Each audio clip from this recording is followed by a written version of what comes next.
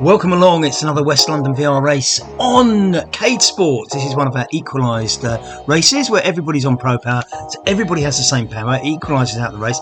And for the first time here in VEER2, we have steering involved as well. You don't need to steer around the corners in this, you will only need to steer around the obstacles, more of that later. The riders were transparent from the start, that means you can ride through a rider. They're transparent if they're on a different lap to you, which means you can ride through them, or at the start where there's a mass start, just so that everybody doesn't get stuck behind someone who might have stalled or something. Beyond that, when they're solid, you have to go round them, and if you can't go round them, then they force you into the side. Taking in some of the different views you can look at on Cade. The camera views there with the look back facility. That's press B on your keyboard and you can look back. We just saw that. Now then, in this part of the race, we have Dave Morrison. This is me, so this camera is following me at the moment. I'm currently in 6th place out of 37 riders, 37 riders, sorry, and I'm going past a few riders there, slowly creeping up. 3rd place at the moment, and just in front of me, Frank Garcia is on the horizon, and we go past Frank and Malcolm Murdoch by the looks of things to take 1st position. So this is great riding at 52 kph. I don't normally ride at that, but this is the benefit of Pro Power. It ups my power, so I'm getting much faster speeds than I would normally. Now this first obstacle, I need to steer around that and that and that. Now I've got my phone on my handlebars, so twisting my handlebars ought to steer it. Not very responsive because I don't actually have the wheel doesn't have much movement on the floor. I've ordered something that should facilitate that a little bit, but not quite as responsive. And I also think the keyboards are slightly more responsive than the phone app on the handlebars. You can do the phone by hand as well, and there I wasn't paying attention at all, decided to unzip my jersey and rode right into a wall, so my own fault there. I've lost places, now I'm in 2nd, Frank Garcia taking the lead there, and I lose another place to Ray King and Lisa Snell around me, as well as I delicately negotiate these obstacles with the handlebars, as I say at the moment. Braking was also there, and just getting around that one, not paying attention here, but just swerving round and dodging those. Take the inside or outside line as it is there to get round that one. That's most of the obstacles on the lap. We are in lap 1 of 4 in this race. It's the last few coming up now, round the rocks. Now I'm going to take the inside line here, fairly safe on this one, and back round the bend. But I'm now 10 seconds behind Ray King, who's shot off in front of me. Lisa as well. Malcolm there is now in front of me as we flip forward, and racing alongside Malcolm here at 32 kph, and this is probably not as fast as we really can go on Pro Power, but nevertheless I think jockeying for position with Malcolm here, vying for 4th and 5th place at the moment. I'll take the inside of the bend. Malcolm cutting in a little bit, but it won't let him take the inside bend entirely because I'm blocking him. Remember, I'm not transparent. We're on the same lap, lap 1 of 4 at the moment. Just 2.6 kilometres done at this stage, as we come around to finish lap 1, and I am forced to the side by Malcolm because I can't pull out because he's in the way, and therefore he gets the advantage and gets away because I've crashed into the side of the bridge there. Losing more places there.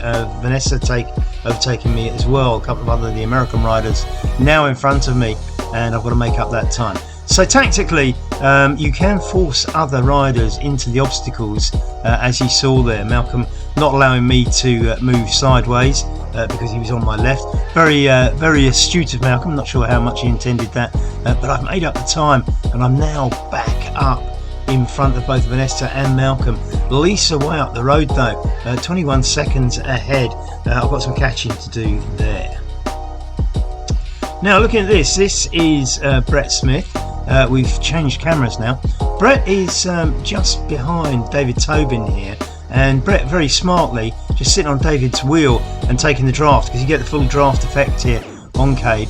Stepping out now, he has actually overtaken David Tobin, so David Tobin now sits in the draft, but Brett's putting on some power and pulling away as we go under the bridge. See some other riders going above us on another part of the course.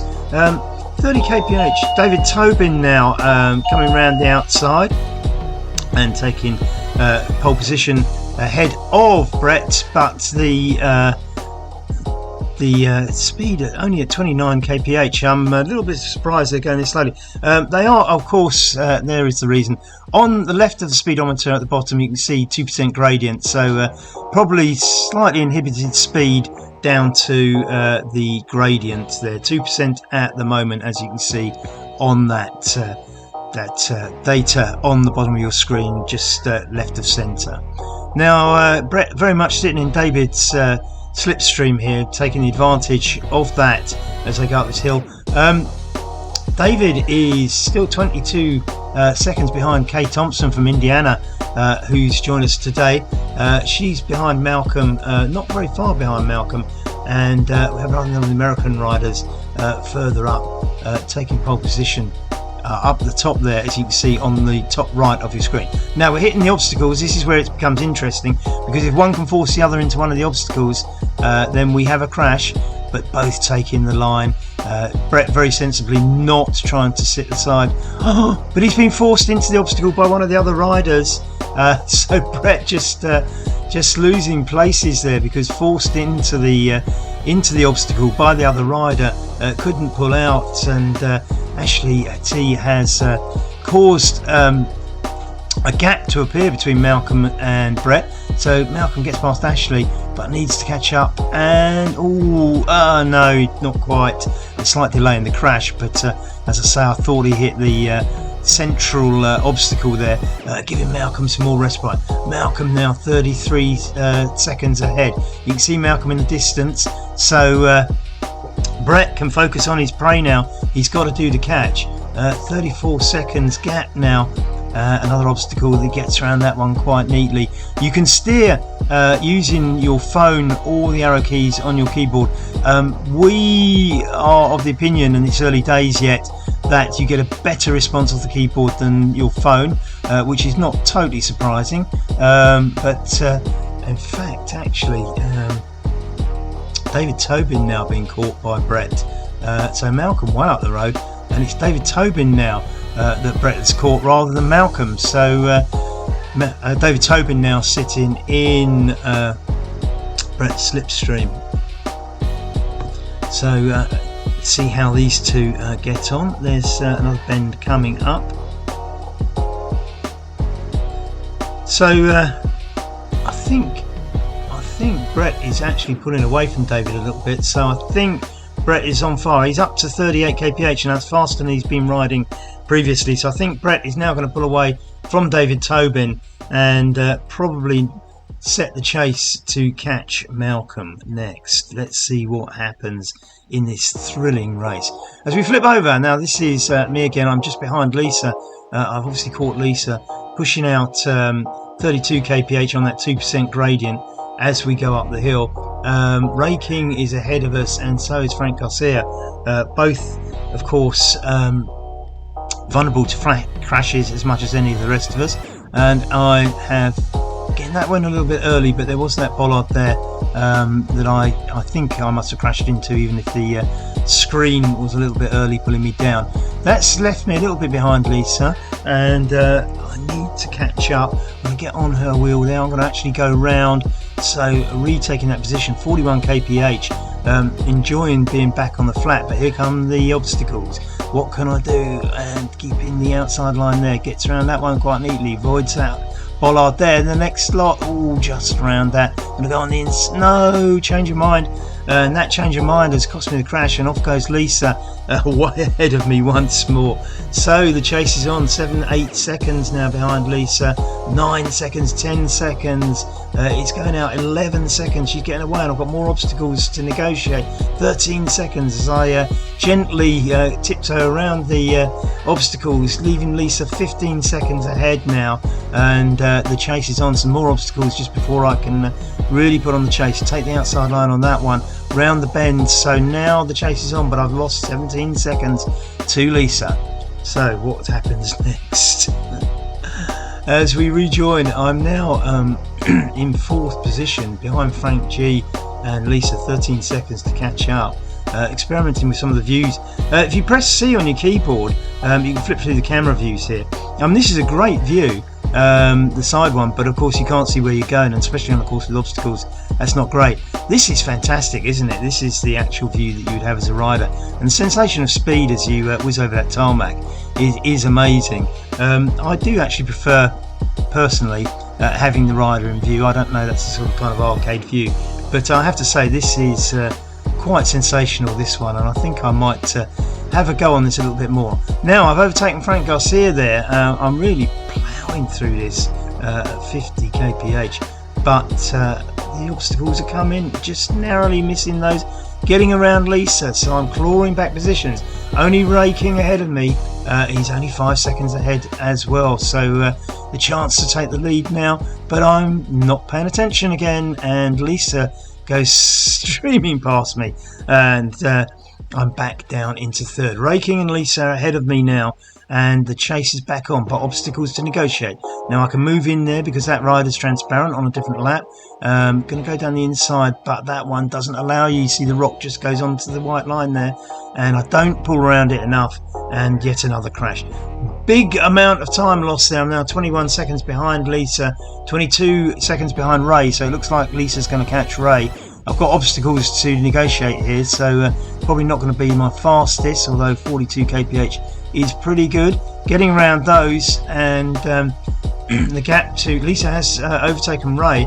I'm 24 seconds behind the pair of them. Got to get around these obstacles before I can really put on a proper chase. But 52 kph now gives me a chance to do the catch. Going through those transparent riders, get over the bridge again on this occasion quite clearly, and we go back to see how Brett is getting on. Brett now putting out 49 kph as he finishes lap 3, so Brett on the final lap now, putting out some top speeds now, which he wasn't earlier, so that will give him a chance to claw some spaces. Malcolm within his sights at 4 seconds, and you can see Malcolm just ahead now as he reins in on him. 44 kph, he's put in some proper effort now as he goes past Malcolm quite cleanly. Will Malcolm sit on the wheel, or is this going to be Brett is actually going for it now? 45 kph, he's putting in some speed as he sees the next rider ahead of him. In fact, those are on different laps, so those are not counting. Over the bridge quite cleanly again, and there he overtakes Ray King. So sorry, that's me overtaking Ray King. We flicked screens in. So that's me overtaking Ray King to get into 2nd place on my chase, and I've got Lisa ahead. 14 seconds. I've got 2 kilometers to go. 14 seconds to catch up. Really need to work hard now. Absolutely started flying, hitting nearly 60 kph as I put in a bit of effort to close that gap. And at first, I was a little bit disappointed in the sense that it didn't seem to be going down at 14 seconds, but gradually I hit that 13 seconds gap. Realised that time was running out, 1.6 kilometres to do it in, but of course Lisa could crash in that because all the obstacles are there, so it's well worth the chase. And I've now got it down to 10 seconds, praying that Lisa might crash on some of those obstacles, and the chase now as I go past another rider on another lap. I think that might be David Tobin, and oh dear, it's all over. Now at this point I begin to run into a bit of trouble because I've got my phone mounted on my stem on my bike, and my face is directly above it, and by this time I dripped so much sweat onto the screen it was not navigating properly, and I was then left with the opportunity to try and dry it. But of course with touchscreen, if you try and dry it with a towel, unless you switch it off first, it doesn't. You start pressing all sorts of buttons, so I dried it too gently. It didn't really work, so I crashed into the next 2 obstacles. Meantime, Lisa is flying away at 22 seconds. All is lost. I'm not going to make that up in a kilometre, and I'm still struggling to steer here, and I should really have gone onto the keyboards at this point, as I lose a place to Ray King, who goes steaming off down the road. I now stop and try and switch off the screen, wipe it clean with a wet towel, which wasn't totally effective, and I wasn't very good at getting away here, as you can see. I don't think I really cured it either. It was all sort of hurried and panicked. I get past those bollards, but they weren't on my line anyway, so let's see what I can do. Nope, once again didn't do it. Tried it with my finger that time, but my finger was covered in sweat, so it didn't operate on the touchscreen. I should have really limped for the computer keyboards at this point. Now I'm getting through these and again trying to dry the screen, but very gently going through at 15 kph and just make it past that one. As I think the screen was drying out now, and I'm getting some response from the steering. But again, we've got another set of obstacles to negotiate, and I'm going to crash into that. As I say, it really needed to be properly dried off, and I should have actually gone for another control option at that time. Stopping again now to clean up the screen, got the towel out, wiping the screen dry, and off I go again. By now Lisa is 1 minute 25 ahead of me, and I crash into the next obstacle again. So as I say, the sweat, I mean, it really was as if there'd been a monsoon rainfall on my phone. So I think the moral of the story is keep your phone to one side so that you're not dripping sweat over it from your face, chin, whatever. There will be a certain amount of sweat on your hands as well, so you can try and keep your hands dry. Keep a towel next to your phone, and I think that's the idea. So just dab your fingers on the towel before you touch the phone is probably the secret. 400 meters to go, and I still well, I've lost places to Lisa and Ray King, of course, and coming down into this, we've got to go under the bridge now. Finally I got the steering to react again as I dried the screen properly. All a bit too late. Coming in third position, 21 seconds ahead of Frank Garcia, Vanessa just behind, Kay Thompson and more back there. So how's Brett getting on, we wonder? So let's flick over to Brett. Here he is, again he's got his speeds up now, 41 kph. He's comfortably ahead of David Tobin, 33 seconds, Malcolm at 39 seconds. So oh dear, now that is going to give David Tobin a chance to catch up. Maybe not a lot though. David now 30 seconds behind, so just 3 seconds. This is set to medium, this race, so you will get medium stoppage times when you crash, so it's not too long. You have options on how to set the difficulty, and the harder ones give you longer stops if you crash. It penalises you more. So once again Brett is off and running, but he's doing this very gently now, having had that crash. He's down to sort of 33, which again is going to give David Tobin time to catch up. David down to 21 seconds now, 21 seconds with 800 meters to go. It sounds impossible. I don't think David can do that. Let's see what happens to Brett, because one crash could change the dynamics of this race entirely. David now out to 26-27 seconds, so it looks like Brett's got this securely in the bag, with just 600 meters to go. But David's putting on a bit of a spurt. He's got it back down to 21 seconds now. Brett not putting out these speeds he was before. He's only at 31 kph. I'm sure David is doing more than that, because he's down to 17 seconds. Is the chase on? Malcolm at 36 seconds probably can't quite do this. David at 15 seconds with 400 meters to go. That's a big ask, but Brett is only doing 35 kph. He's beginning to speed up, 35, 36 now. Brett needs to do a little bit more to hold David off. David now down at 10 seconds with 300 meters to go. It's still a big ask for David to make this break, but at 35 kph, if David's doing 10, oh, and we go under the bridge, the finishing line will be in sight. I don't think David can do this. 6 seconds with 200 meters to go. That's still a big ask, but Brett only doing 35. He needs to push out more in this final stretch. David Tobin is down to 3 seconds. There is 100 meters to go. David Tobin is a second behind. Is the line going to come quick enough? And David Tobin just takes it on the line. Oh, Brett hands on his head. He's just thrown that away, and in fact Malcolm wasn't far behind either in the end. I think Brett will have to work on his finishing sprints on that one. As we look at the lineup, Lisa Snell, Ray King, Dave Morrison, Frank Garcia, Kay Thompson, Vanessa Murhen, I don't know, EKT Petrescu, has ridden a few races, I don't know the real name.